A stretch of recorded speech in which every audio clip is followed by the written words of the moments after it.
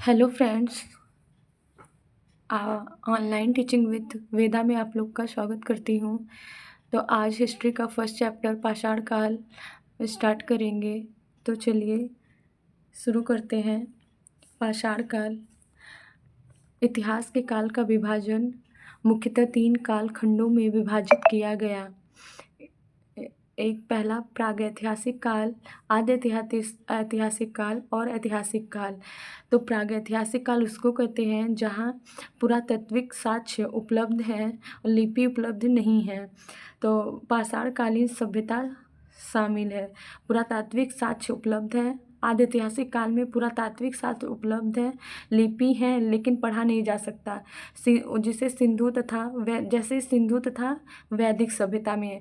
और ऐतिहासिक काल उसको कहते हैं जहाँ पुरातात्विक साक्ष्य उपलब्ध हैं, लिपि भी है और जिसको पढ़ा भी जा सकता है, जैसे 6वीं शताब्दी ईसा पूर्व से प्रारंभ होता है। तो और पहला प्रागैतिहासिक काल। प्रागैतिहासिक शब्द का प्रयोग सर्वप्रथम डैनियल विल्सन ने 1851 ईस्वी में किया था। इस काल में लिपि एवं लेखन का ज्ञान नहीं था। एच.डी. संकलिया लिपि ज्ञान के पूर्व किसी क्षेत्र, देश या राष्ट्र के मानव इतिहास को प्रागैतिहासिक काल की संज्ञा दी जाती है। और डेनमार्क कोपेनहेगन में संग्रहालय में रखी सामग्री के आधार पर C.J. थॉमसन ने इसका विभाजन 3 भागों में किया गया। पहला पाषाण युग, दूसरा ताम्रकांस्य युग और लौह युग। तो जॉन लुबाक की एक बुक है जिसको प्री हिस्टोरिका टाइम्स है। जॉन लुबाक की बुक का क्या नाम है? प्री हिस्टोरिका टाइम्स है। तो उनके अनुसार पाषाण काल को 2 भागों में बांटा गया है, पूरा पाषाण काल और नवपाषाण काल। तो विभाजन पाषाण उपकरणों के प्रारूप और तकनीक के आधार पर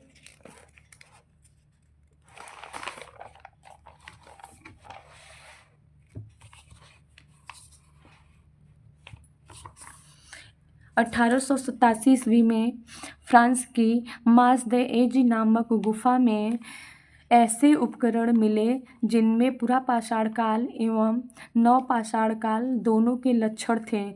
इसे संक्रमणकालीन माना गया। तो पूरा पाषाण काल एवं नवपाषाण काल के बीच मध्यकाल की उपस्थिति स्वीकार किया गया।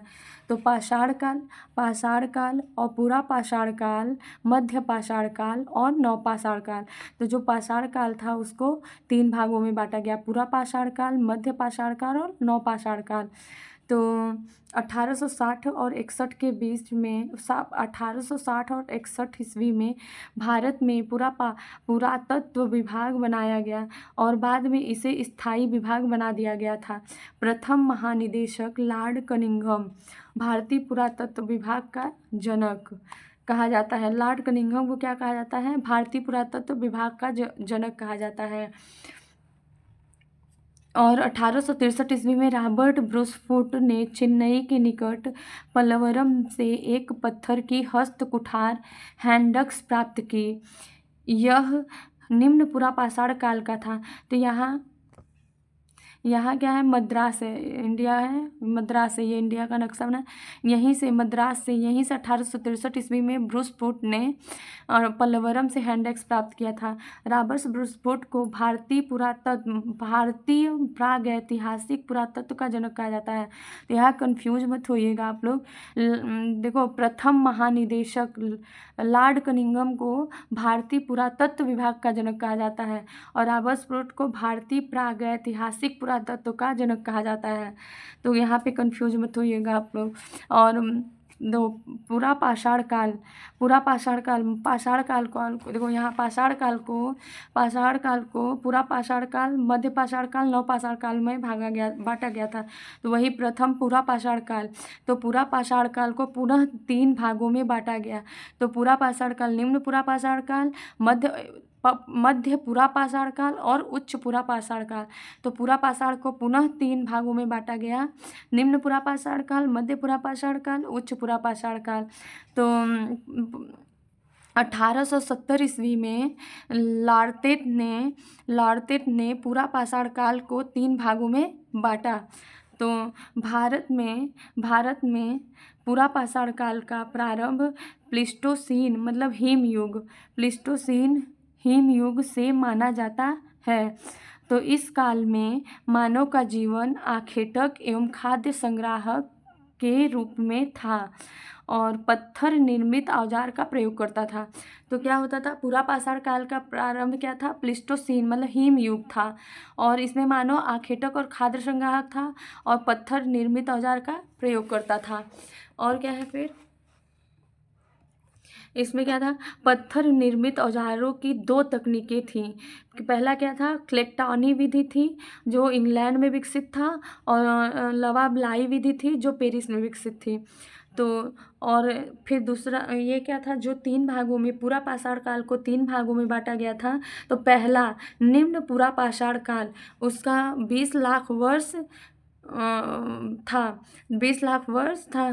तो उसको निम्न पूरा पाषाण काल को कोर संस्कृति भी कहा जाता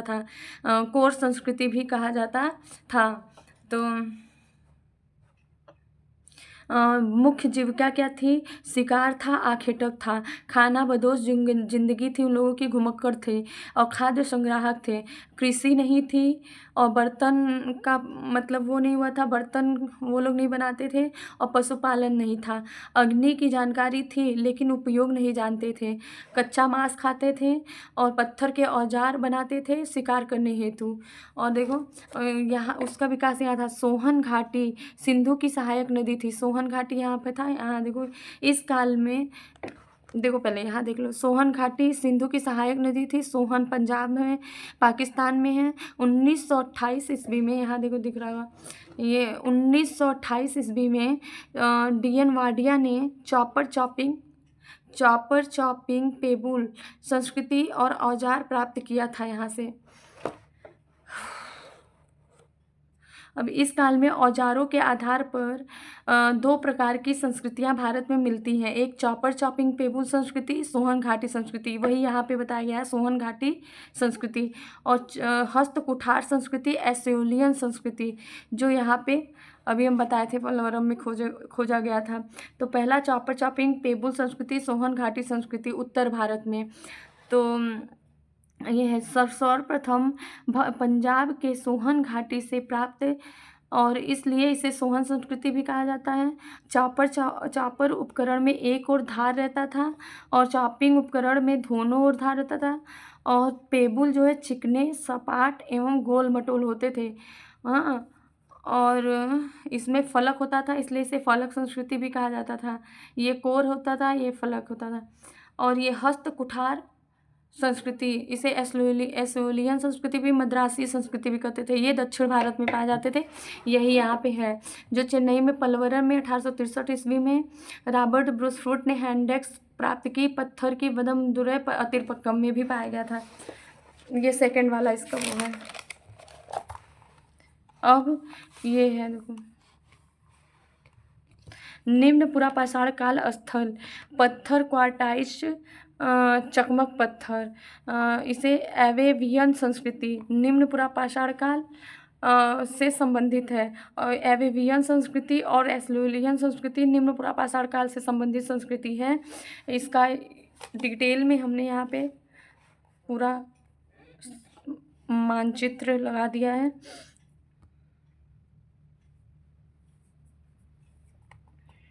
ये है तो ये पहले एच.डी. सांकलिया ने सोहन घाटी संस्कृति और हैंडेक्स मिला, चौंतरा, मलकपुर, चॉपर चॉपिंग और दोनों चौतरा से चॉपर चॉपिंग और हैंडेक्स दोनों मिले हैं। कलार, चौमुख राजस्थान में डिडवाना, निम्न मध्य पूरा पाषाण सब मिले हैं। और महाराष्ट्र, ये है महाराष्ट्र, बोरी से प्राचीनतम साज, भदने, नेवासा और एमपी भीमबेटका आश्रय के प्रमाण मिले हैं। हथनौरा ग्राम में एक मानव कपाल मिला। भारत का प्राचीनतम मानव साक्ष्य नर्मदा मानव भी कहा जाता है गया। होमो इरेक्टस अरुण सोलंकिया ने 1982 ईस्वी में।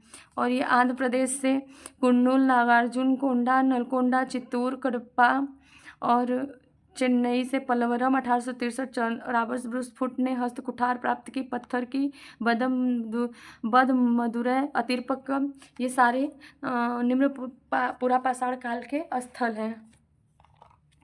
और यहाँ देख लो जम्मू कश्मीर में है। डी टेरा के नेतृत्व में कैम्ब्रिज अभियान दल 1935 ईस्वी में जम्मू कश्मीर में सॉल्ट रेंज तक कई औजार प्राप्त किए। और हिमाचल प्रदेश में सिरसा नदी घाटी, बेलन घाटी 44 स्थल प्राप्त। और ये सब क्या है, ये सारे निम्न पुरापाषाण काल के स्थल हैं। अब आइए मध्य पुरापाषाण काल। मध्य पुरापाषाण काल को फलक संस्कृति भी कहते हैं, जिसको 8000 वर्ष बीपी है। 1956 ईस्वी से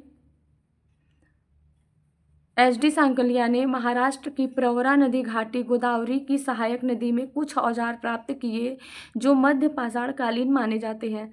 आकार में तुलनात्मक रूप से मध्यम आकार के थे एवं अधिक धार वाले, कई धार वाले, सुडौल एवं ज़्यादा उपयोगी फलकों की अधिकता के कारण फलक संस्कृति कहा जाता है। औजार क्या थे? क्वार्टाइज, जैस्पर, फ्लिंट, चर्ट, पत्थरों का प्रयोग। औजार क्या थे? खुरचुनी, भेदनी, छेनी और तछड़ी। पश्चिम यूरोप में मस्तूरियन संस्कृति से भी इसी प्रकार के औजार मिले, इसलिए इसे मस्तूरियन संस्कृति भी कहते हैं। अब क्या है?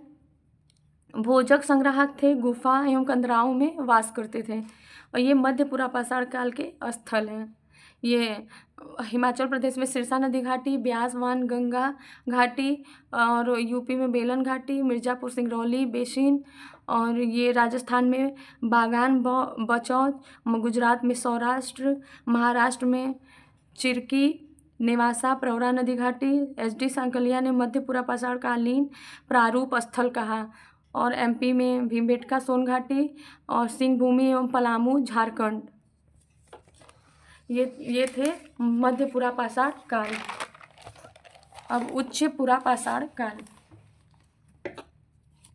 उच्च पुरापाषाण काल ब्लेड संस्कृति, इसको ब्लेड संस्कृति भी कहते हैं। ये 35,000 वर्ष बीपी।